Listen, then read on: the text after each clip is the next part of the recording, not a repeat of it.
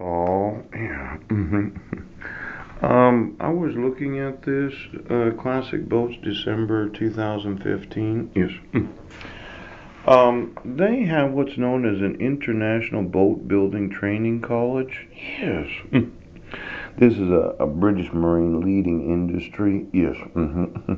And then there's the Heritage Lottery Fund. Right. Ship Shape Network, the Solent. Yes. Could you go through all the international boat building colleges? But what I really want to know is who is it that's building all the very large ships, the cruise ships? Yeah, I'm not concerned about these. These are kind of these are nice wooden boats, but it's not like they're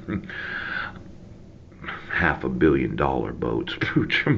There's something nice for those that are concerned about them, but I wanted to know all the container shipping building, the big cargo ships, and all those ships that have all that oil in them. That when the price of oil is low, they have 20 or 30 ships sitting out there waiting for the price to go up. Yes.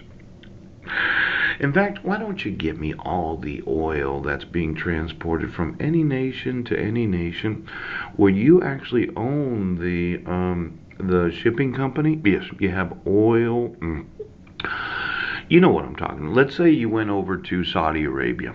They're pumping some oil from one of their wells. Yes, you fill up one of these oil ships and you ship it to the United States, and then you offload the oil, and then what do you put in there when you go back?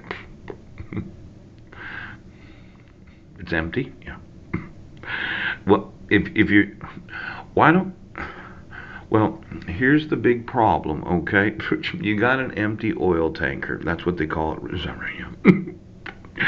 You have these big manufacturers of ships in different ports of the United States that have these huge governmental or private corporation contract to build them these ships, these big cargo ships and oil tankers and cruise ships, the big ones. You know what I'm talking about.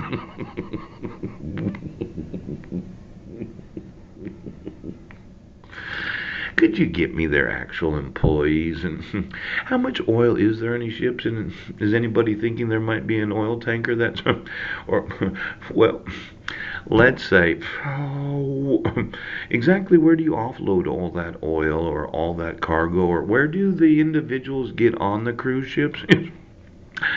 I know we went through all the tickets of all the cruise ships, and we went through all the big shipbuilders. I'm not concerned about these little boats that people design. They're nice and everything. Yes, they are. But I really want to get in the big manufacturing of big cargo ships and oil tankers. In fact, I wanted to get some of the old oil tankers that you're no longer really using. Put a wobbler in there and some big propellers. Fill it with shit from different countries.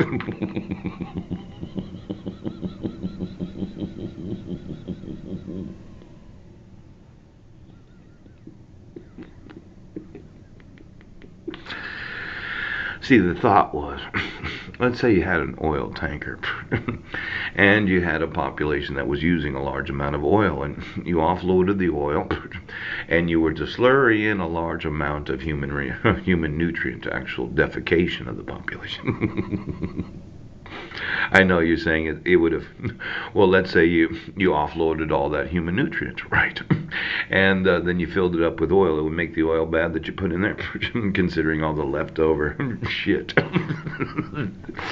Now the thought was, let's say you're Chinese, okay? You got like a million or 1,400,000,000 Chinese shitting every day. Yes, you do. You could, right? You could ship all of that to the Sahara Desert. I could put it out there. We could dry it as human nutrient. And then you could stop over there at Saudi Arabia, fill it up with oil, and take it back to China. And then you could filter the oil when it goes through the refining process. Now, I know it sounds stupid, okay? But is there any possible way that you could have a dual purpose oil tanker?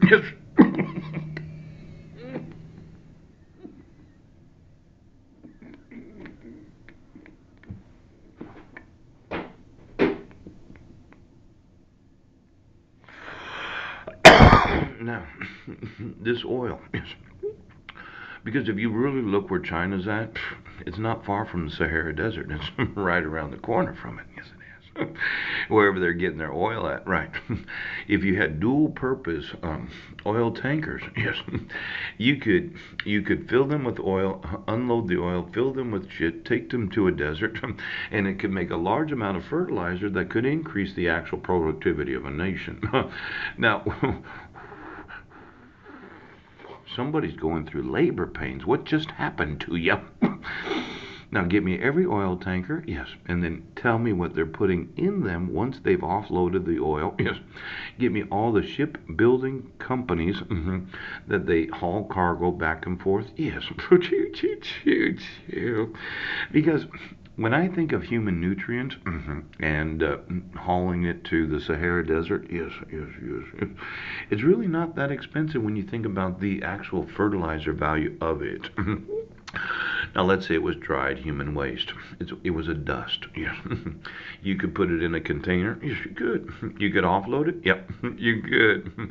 See, China has a problem. They don't really have a desert. I mean, it's cold there in different places, but when you think of the Mongolian desert, not one of these where it's 110, 120 degrees. No, it's not. And then if you think of India and their 1.3 billion person population, they have a lot of humidity there. Yes, they do. There's well, exactly. What could you? I like to get in the shipbuilding business for dual purpose ships.